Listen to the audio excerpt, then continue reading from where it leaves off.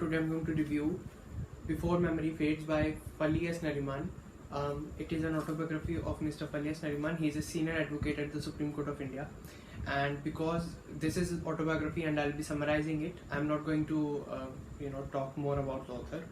So this book is primarily a lot about law, but it also has immense literary merit in it, because law is not divorced from literature, and the evidence of that evidence of that is seen in the very first chapter of the autobiography, where he borrows from another autobiography, the autobiography of Mr. G.K. Chesterton, and the name of that autobiography is Hearsay Evidence. In that, Mr. Chesterton says, "Bowing down in blind credulity, as is my custom, before mere authority and the tradition of the elders, superstitiously swallowing a story I could not test at the time by experiment or private judgment, I am firmly of the opinion that I was born on the 29th day of May 1874 on Camden Hill, Kensington." In the same fashion, the author says that, "In imitation of the great and worthy, let me begin by saying that I have been reliably informed and brought up to believe that I was born on the 10th day of January 1929 at the General Hospital in faraway Rangoon in Myanmar, which was then a part of the British India." So the author was a refugee in India and went on to become one of the most topmost lawyers of the country. What happened was that in 1941, when the World War was going on, Japan attacked Allied powers, and because of that, because Burma was part of British India and British India was part of the Allied powers, Japan attacked Burma and bombed Pearl Harbor, and because of this, the author and his family had to leave Burma and come to India. They trekked for many days, and then they entered India, and then they took a train and came to Delhi. Then they settled in Delhi, and the author did his schooling in Shimla and did his college in St. Xavier's College in Mumbai, his graduation. He did BA Honours in the subjects of history and economics, and passed second class.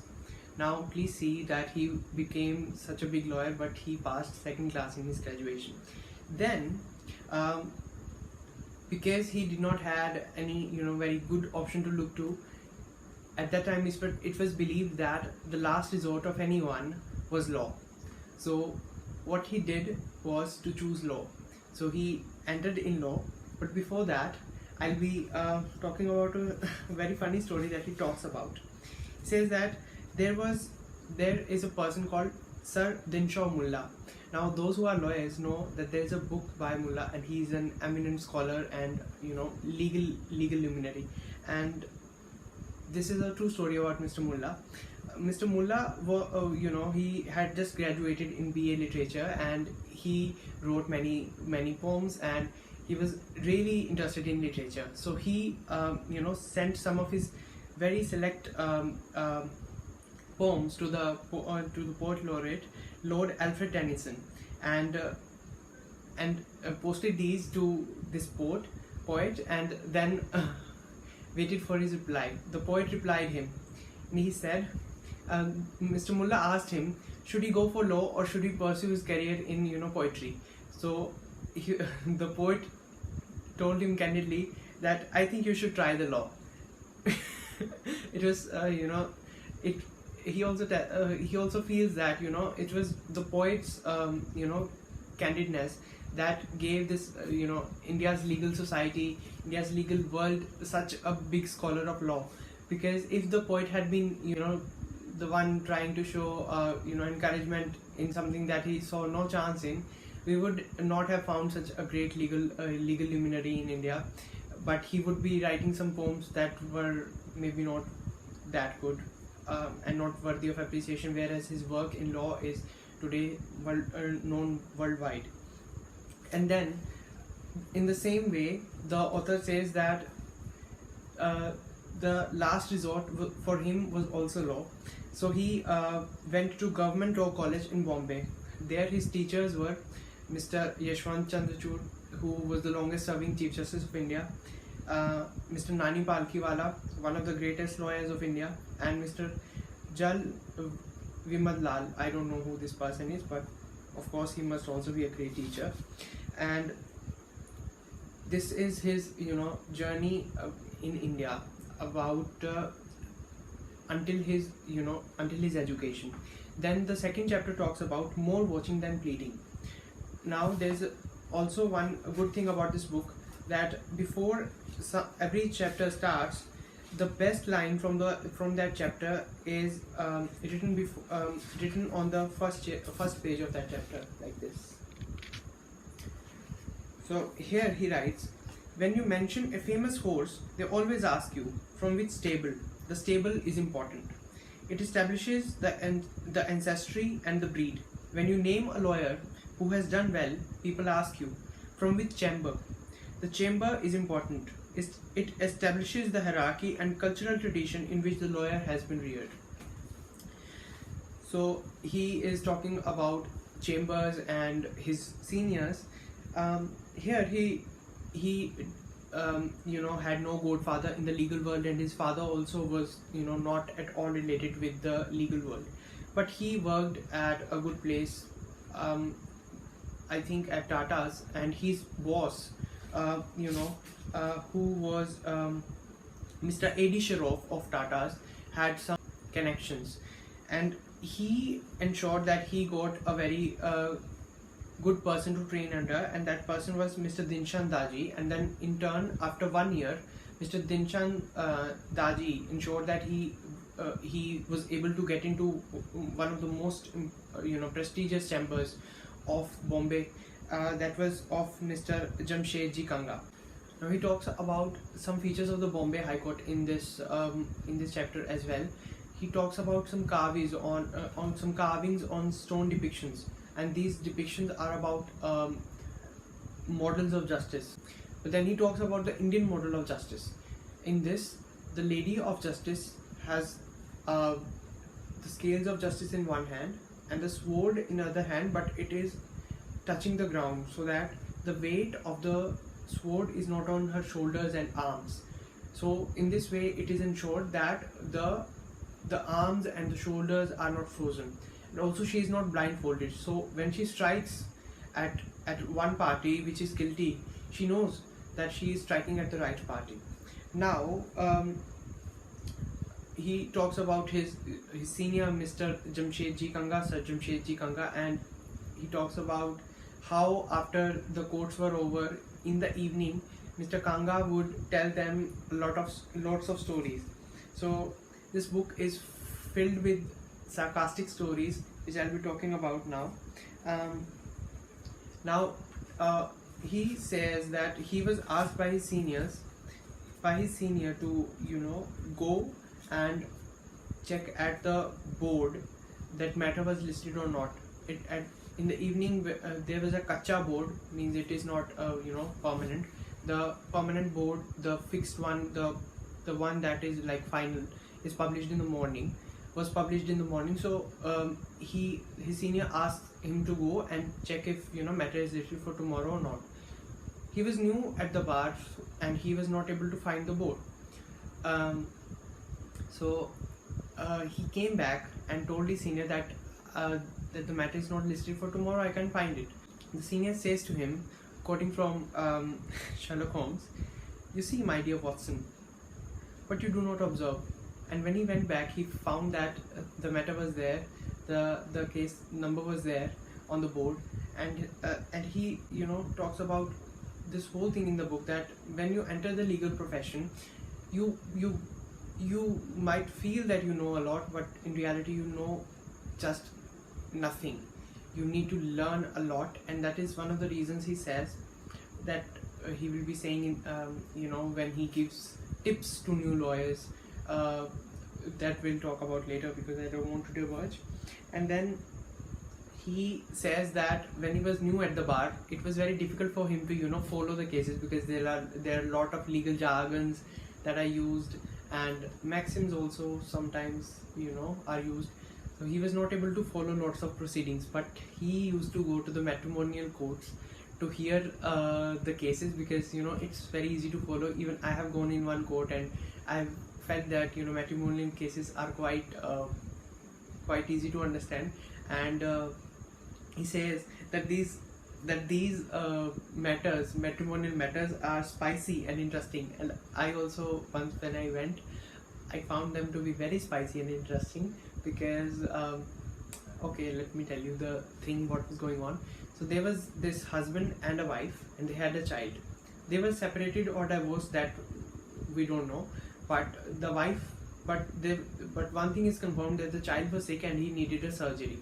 Now the child needed a surgery, and the wife had got an appointment from AIMS Delhi, and his operation was scheduled to happen there.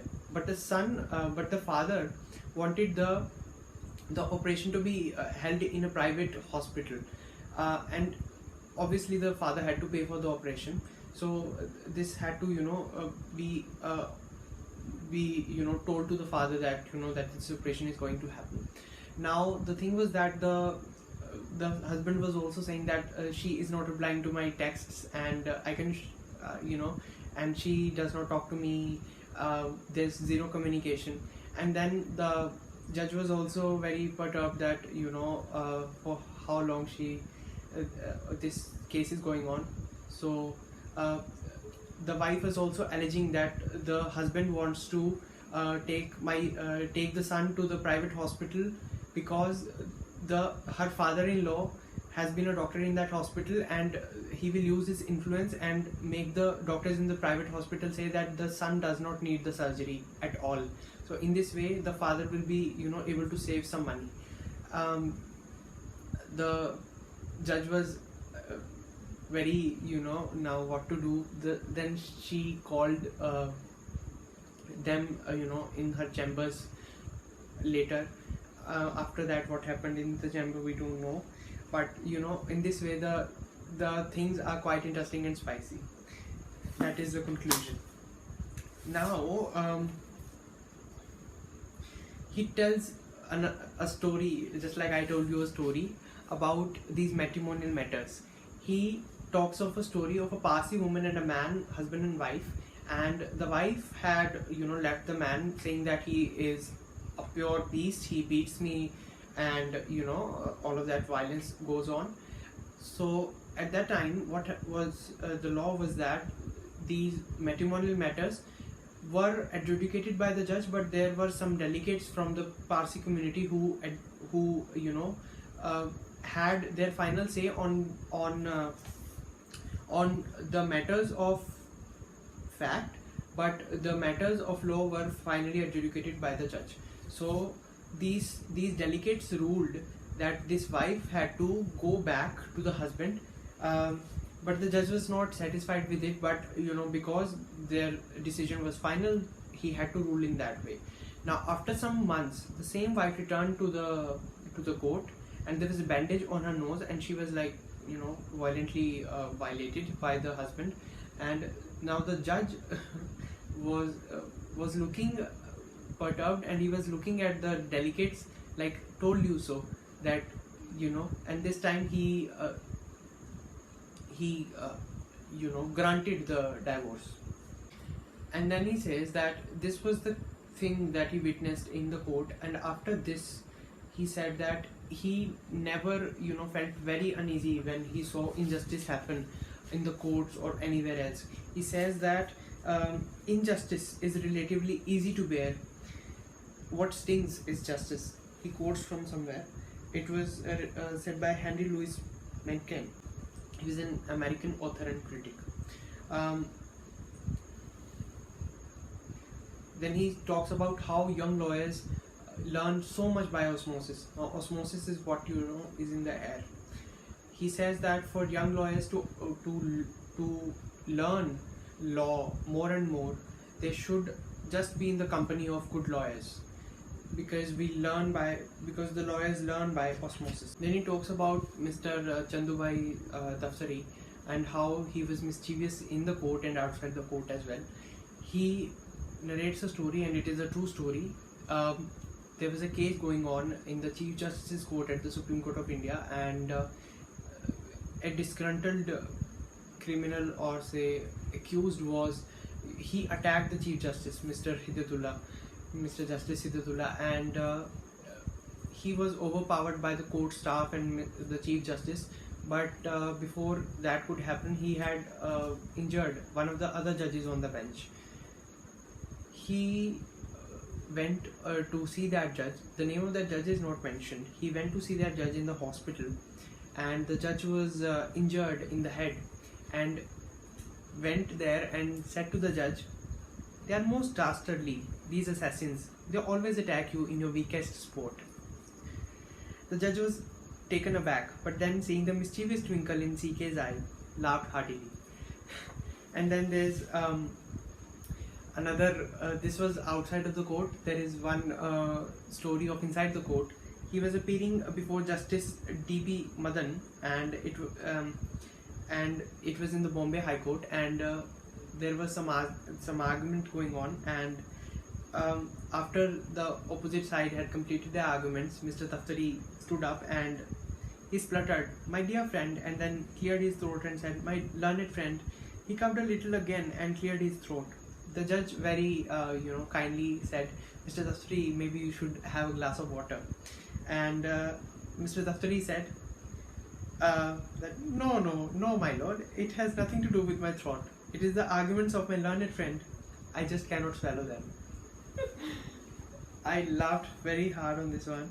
And then he, in the next chapter, the third chapter, he talks about judges during and before my time.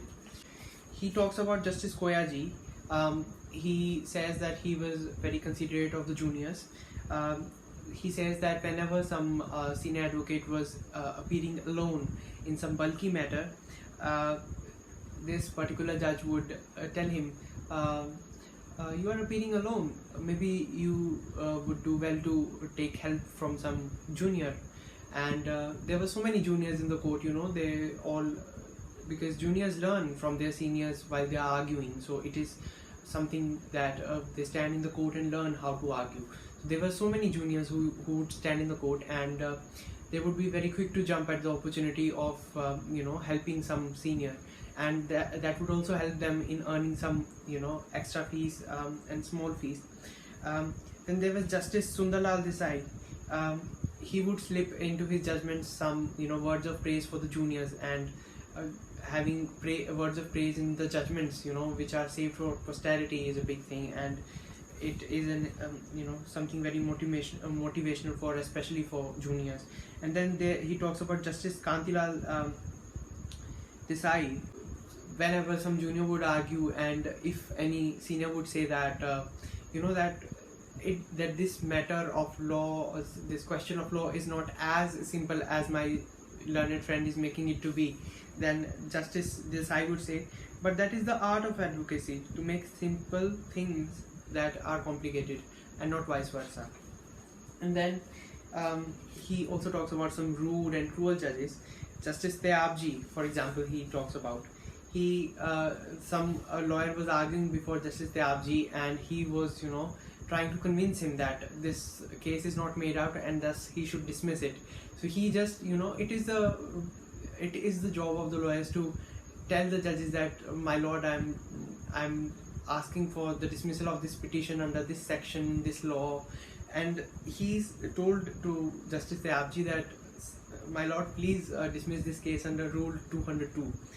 And Justice Tayabji shouted at him with his full voice, "You don't tell me under which rule I will dismiss this petition." And then he was also someone who was rude to even his own Chief Justice at the court. Justice Tayabji had two sons, and what used to happen was that lawyer from one side or the other would brief the sons, and when having dinner or food at home, they would be at the dinner table, and these advocates would talk about these cases with their father, who was a judge. So what happened was that this was told to the Chief Justice, who in turn told to Mr. Justice Tayabji that is it appropriate that that his sons are appearing his own court. So so he thundered in the open court that please tell the Chief Justice that he should mind his own business. Now, it is not characteristic of judges to be speaking against their chiefs, but he did it, and after that the Chief Justice minded his own business. But also it must be noted that it was a wide held view that he was totally non-partisan and very unbiased while giving decisions, and they were mostly sounded low. And then he narrates a very funny incident. Some case was being heard in the court, and there was this contention by the other side that the other side had not argued this question of law before the lower court that they are trying to make here, because there may be some rule that that you cannot bring up a new point of law. So what happened was that the judge, Mr. Chagla, sent for the judge's note, the judge who had ruled in that case. So the appeal was filed on that case. So the judge's note said that 11 a.m. Mr. Tarapurewala begins, 2:45 Mr. Tarapurewala continues. Next day, 11 a.m. Mr. Tarapurewala goes on, oh God. 4 p.m. Mr. Tarapurewala concludes, thank God. He did not note anything related to law on this, and only wrote the timings. This was very funny for me. And then he tells something another very funny. This is something that was indulged to him by a judge after he retired, and this happened while that judge was on the bench with another judge. So this judge was Mr. Justice Koaji, and he was sitting with Justice Beaumont, and please listen to this conversation. The case was going on, and there was a potato merchant who wanted some relief maybe, and he had brought some very good quality potatoes to the residence of the judge, Justice Koaji. So he Justice Koaji, leaning over in a whisper towards the Chief Justice, said, "Chief, do you see that man bobbling up and down behind Kanga?" Beaumont, "Yes, he's Kanga's client." Koaji, "Do you know he had the audacity to come to my house last evening to deliver a bag of potatoes?" Beaumont, smiling, and what did you do, Koaji?" Koaji, "Of course I asked him to instantly leave with his gift." Beaumont, "What a pity, Koaji. I assure you, they were excellent potatoes."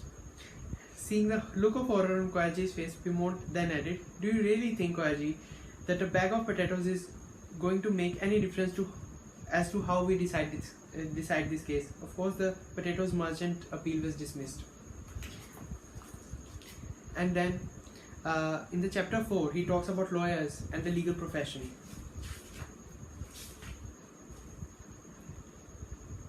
In this chapter, basically, he talks about how lawyers go on strikes, and that impacts the justice delivery system.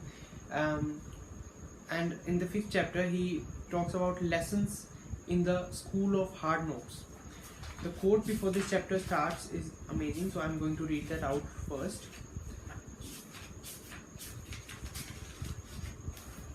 "It is better to spend more time thinking about a case than merely reading the brief." In this chapter, he talks about 28 tips that he gives to the young law students, and I'll be talking about all of these, briefly. He says that let your opinions be honest and responsible. Never begin a suit or an action unless you are satisfied that your client has the evidence to substantiate his claim in a court of law. He also tells a story that once he saw that once some litigant and his lawyer went to a senior lawyer, and the senior lawyer was very adamant that this case is not made out at all, that this case should not be filed at all. Then they were very persistent that the case should be filed, because sometimes lawyers have this this personal interest of theirs that they will be able to earn more money if the case is filed, rather than them giving just this advice that the case is not made out, so this should not be filed. So this senior lawyer was Mr. Mullah.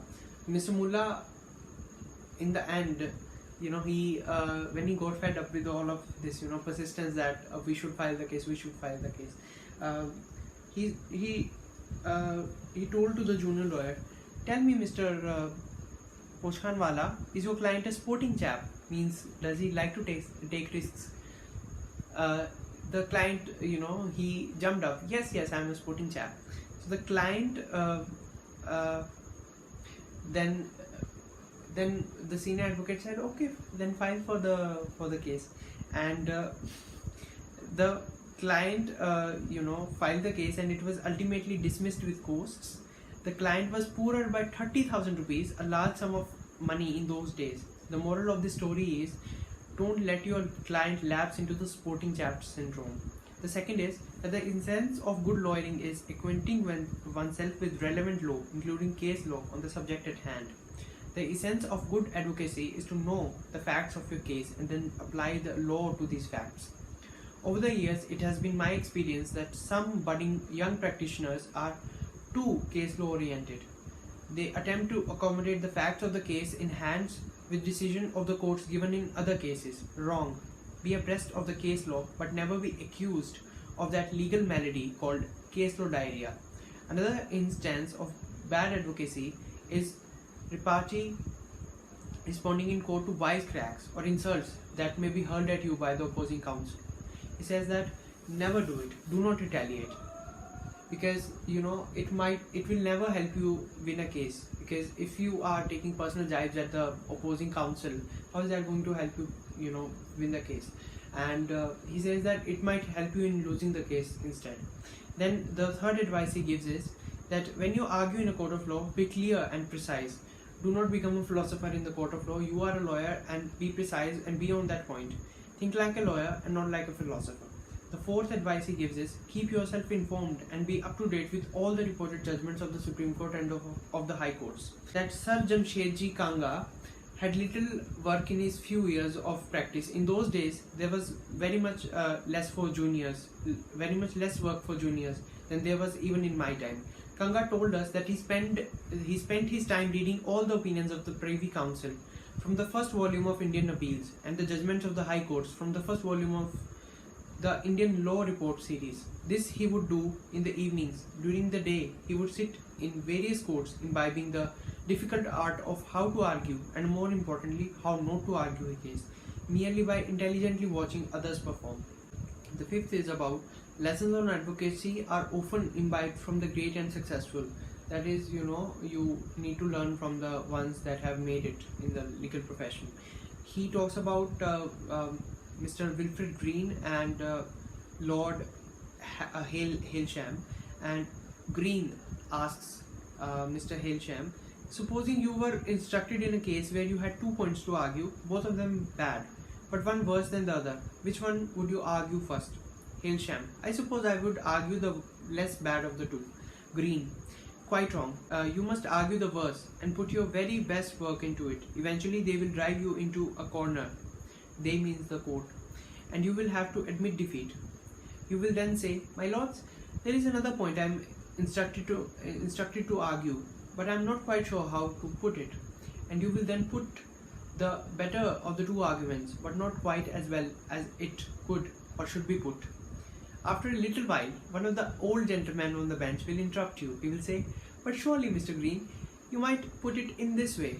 And he will put it exactly as you really ought to have it put in the first place. At that stage, you will lay your papers on the desk before you.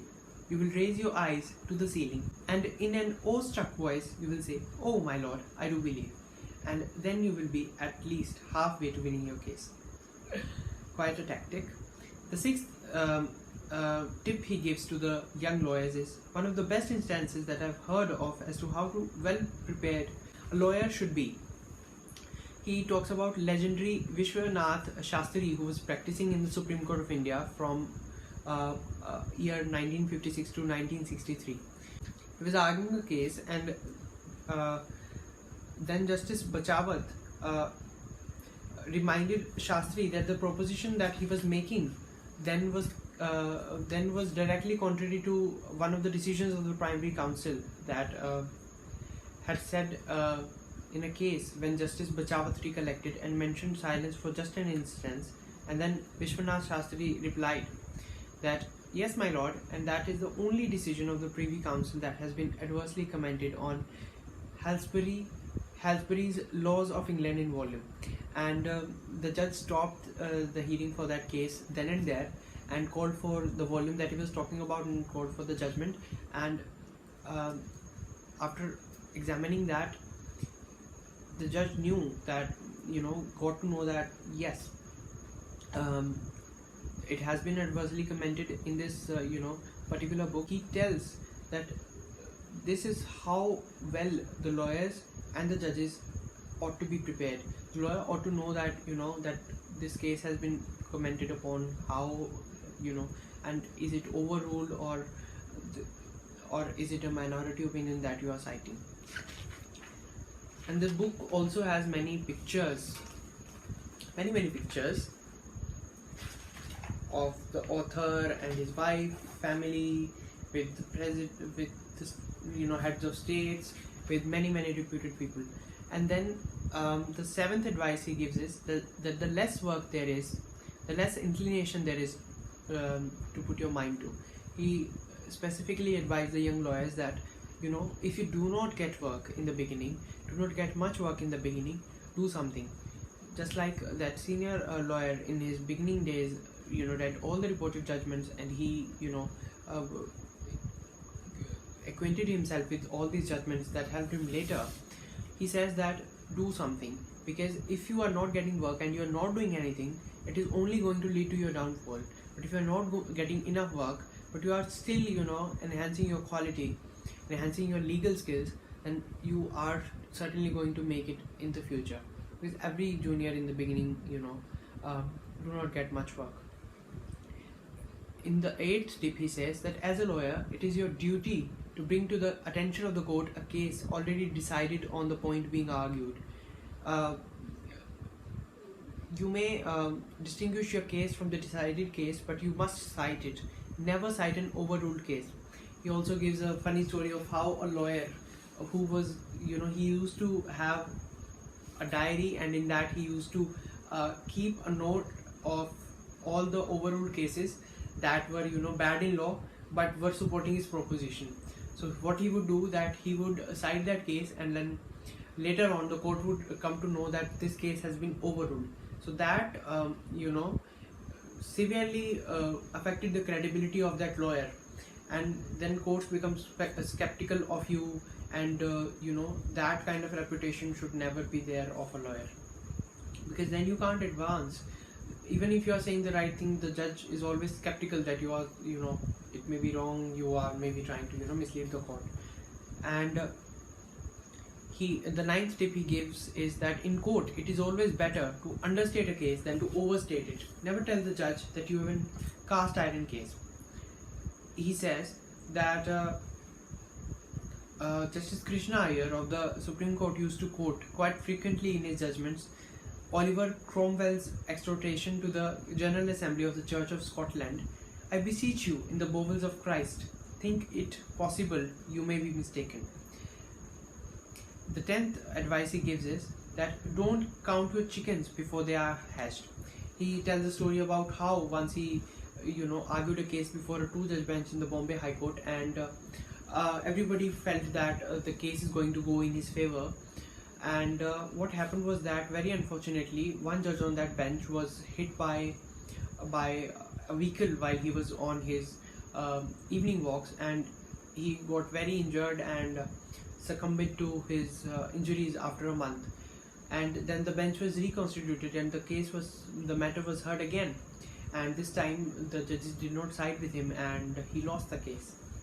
Now 11th tip he gives is that I have never heard of such a thing should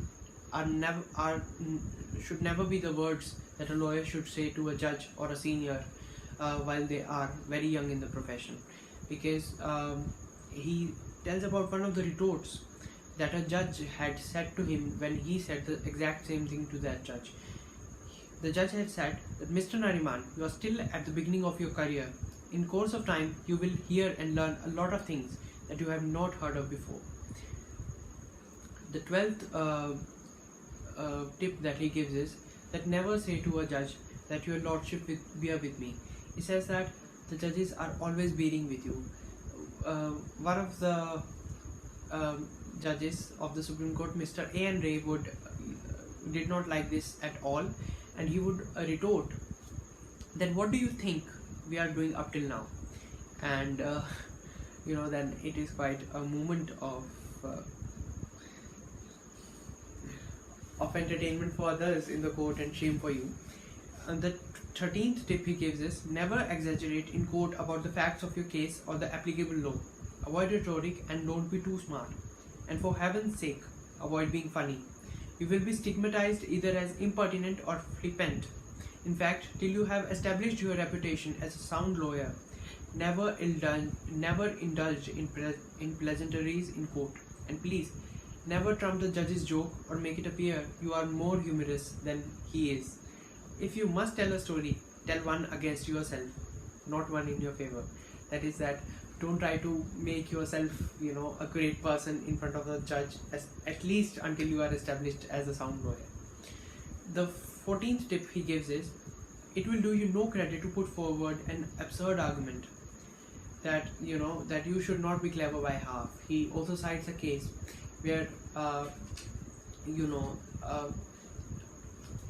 an advocate was able to convince a judge by making an argument that was clever by half, but when it went into appeal, the judges saw that this argument is quite flawed, and the judges said to him that we respect the achievement of counsel for the defense, Mr. House, in convincing the judge that a police cell was a home, but sometimes early forensic success meets its nemesis in this court.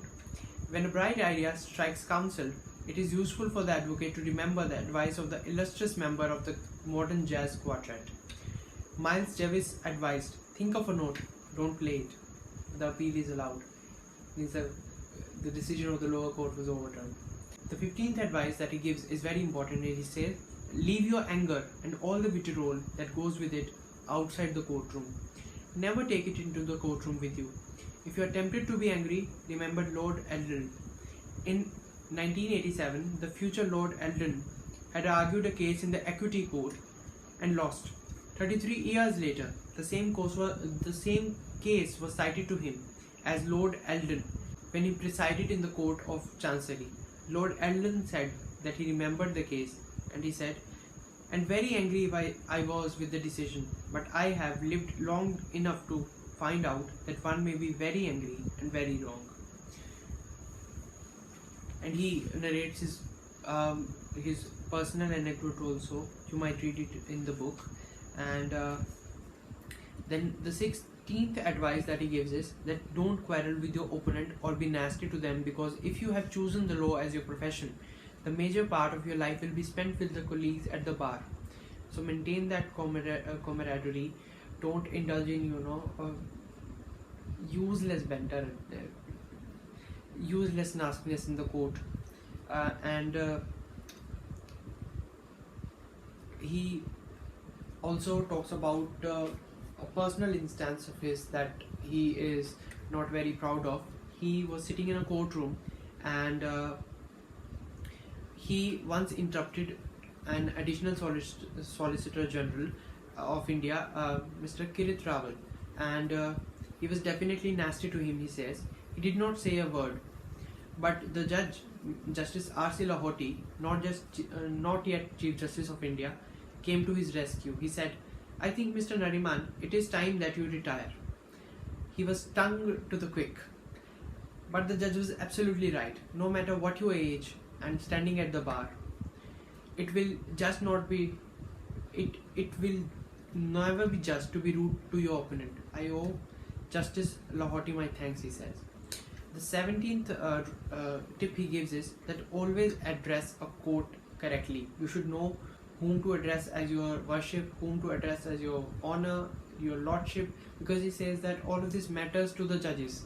You cannot be addressing a person who has just been elevated from the district court to the high court as your honor, because you had appeared yesterday before him and you had addressed him as your honor, because these things matter to the judges, because judges are also humans, he says.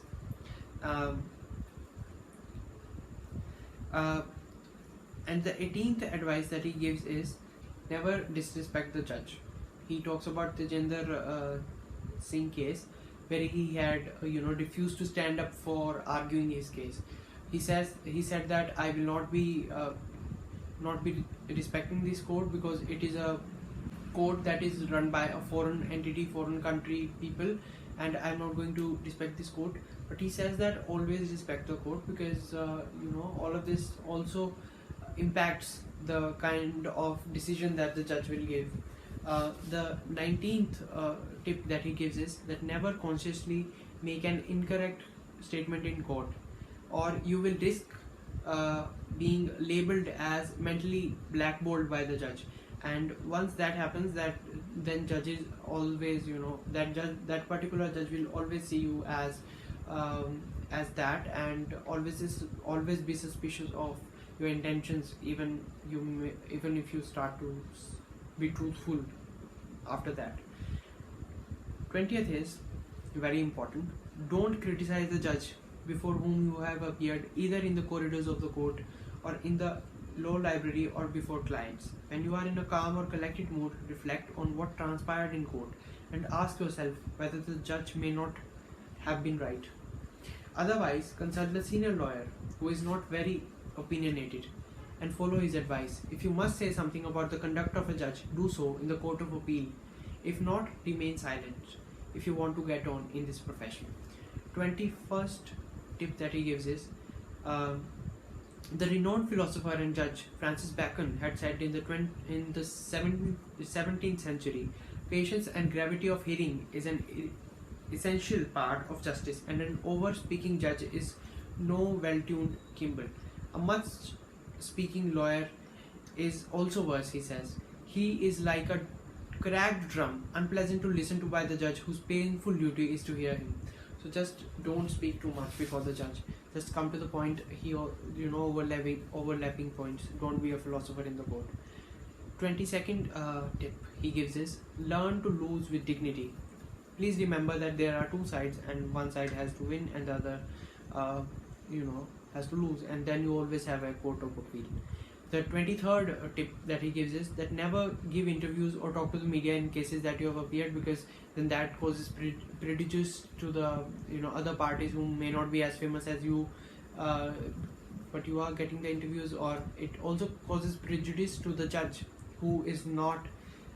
Judges don't talk to the media about the cases that they do, and that is the reason he says that one should not be talking about the cases that they do with the media. The 24th tip he gives is that never complain about the inadequacy of the time set by the judge for your argument. He says that in the US Supreme Court, the maximum time that is given to argue a case is 30 minutes. Mostly it's 10 minutes, 15 minutes. And he says that it, shows your competence to argue in a compact manner, and you should take it as an opportunity to sharpen your own skills, rather than have a grudge against the judge that he gave me a very less time and she gave me a very less time to argue. The 25th tip that he gives is that the skill of a practicing lawyer in this modern age is not flamboyance or verbosity. When arguing a case, civil or criminal, avoid histrionics and stick to the record. You will find the judge receptive to your pleas more if you do not indulge in verbosities, overlapping of the same point, that don't overspeak, don't be a cracked drum. The 26th tip that he gives is that it is an illusion to think that great cases are won or lost because of the inherent strength or weakness. In any case, it is not universally true.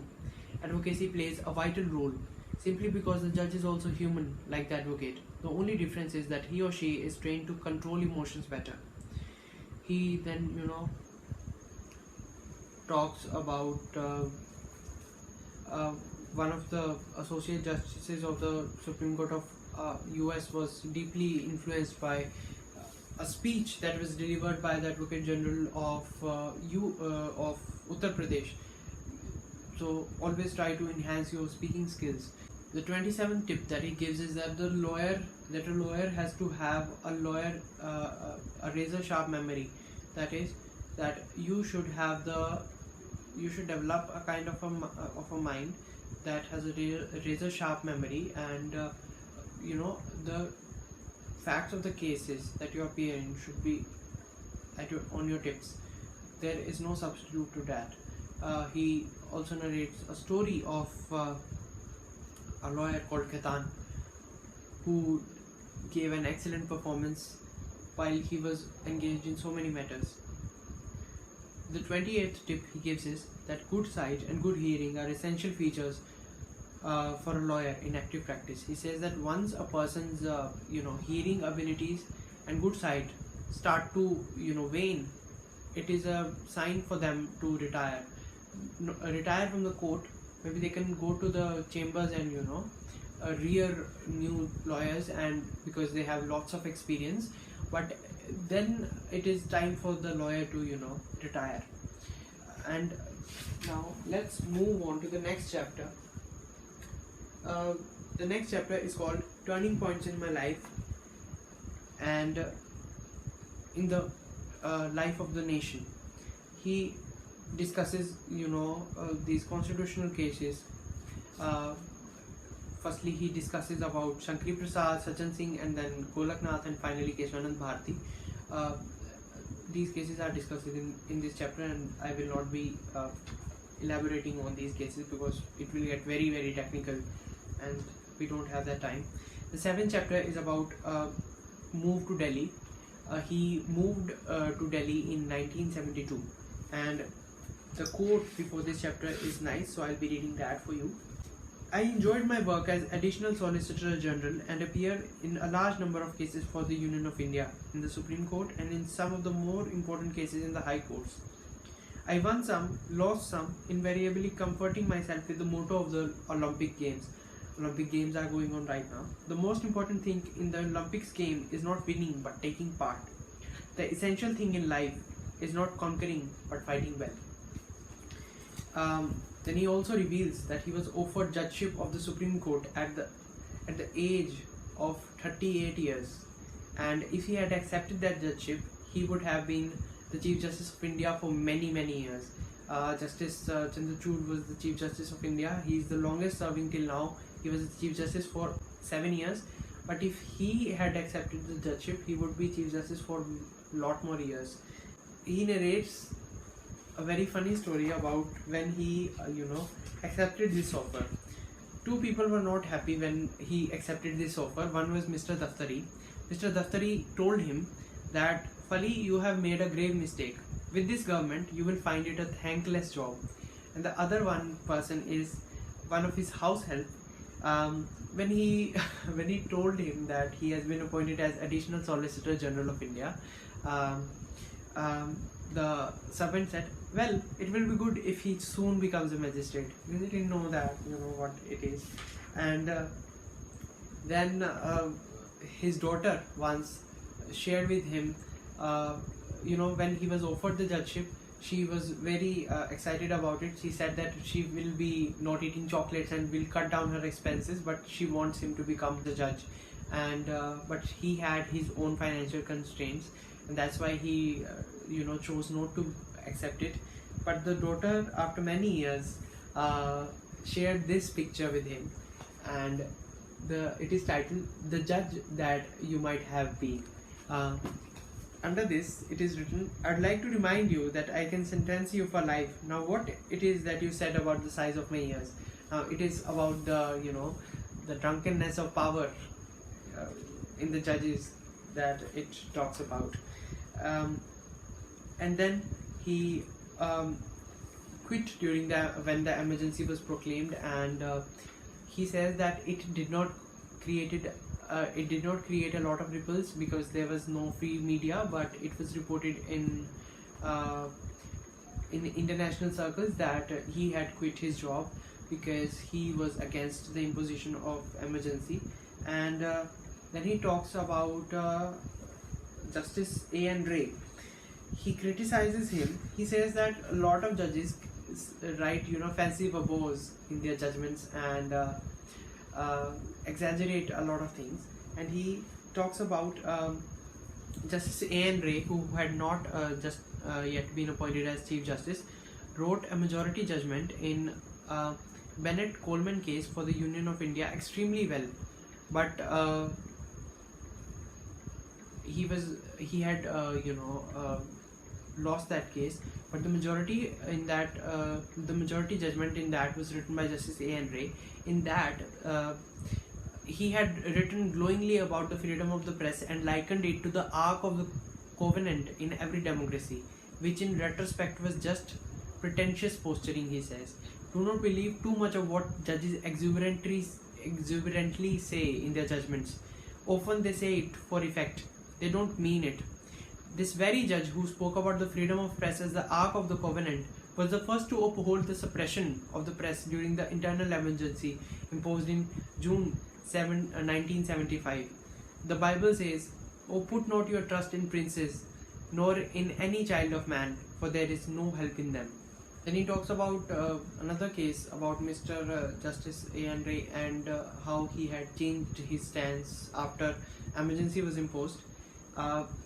So there was this, he was for the government because he was Additional Solicitor General.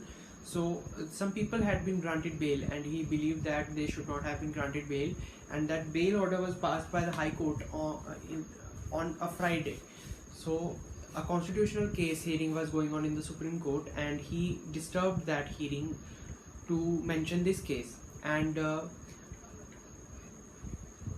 he mentioned it very urgently because the government believed that if once these people were out of the jail, it would be extremely difficult to put them back because they might be a flight risk. So he disturbed the hearing of the constitutional matter and says and asked for the complete stay on the order until it is adjudicated by the Supreme Court. And Chief Justice A.N. Ray said to him, "Mr. Solicitor, in a matter of personal liberty where there is not a scrap of paper to go on, not even the judgment of the High Court before us, how can we possibly grant you stay?" He left fretting and fuming. The detainees under preventive detention, once released, like the genie in the bottle, could never be put back again, even if the appeals against the judgment of the Delhi High Court were admitted and ultimately allowed. But then there was another case that came before the same Chief Justice, and there were some politicians, municipality politicians of Bombay Municipal Corporation, and they were put in jail by the government. And they were put in jail by the government because if they were outside, they would be voting in a mayor election, and the mayor election that the government wanted to win would lose because of the number game. So the government put these people in jail, but these people argued in the High Court that we should be allowed to vote from inside the jail. The High Court allowed it, but instantly this matter was mentioned before the Chief Justice Ray after the imposition of the emergency, and he did not have the judgment of the High Court before him, and he instantly stayed it, and as a result the government wanted the candidate of the government won the election, and so in this way he tries to prove that Justice A.N. Ray was quite hypocritical. And then he condemns the president who had imposed the emergency. He talks about how the president had signed the proclamation of emergency and then had to poke a sleeping pill to sleep. He says that it would have been so good if the president had popped a sleeping pill before signing the proclamation of emergency, and this would have been asleep and nobody could have disturbed him. And he also says that the president in India does not have lots of powers. it was changed during emergency. He was made more powerless, more titular, but then he had lots of powers, and he could have easily, deferred signing the proclamation and said that bring it through the cabinet to me. I am not going to act on the advice of the Prime Minister alone. He says that maybe if the emergency had not been imposed at the in the night, and the cabinet meeting was held without the emergency, and the proposal was discussed in the cabinet, it may have been that the proposal for the imposition of emergency might not have gone through, or maybe might have been clamped down, something like that. There was still a chance if the president had taken a chance, but the president did not do it. He signed it without asking a lot of questions. And then the 8th chapter is about the internal emergency, and the court says, and the court before the chapter starts says, one of the lessons of the internal emergency of June 1975 was not to rely on constitutional functionaries. These functionaries failed us: ministers of government, members of parliament, judges of Supreme Court, even the President of India.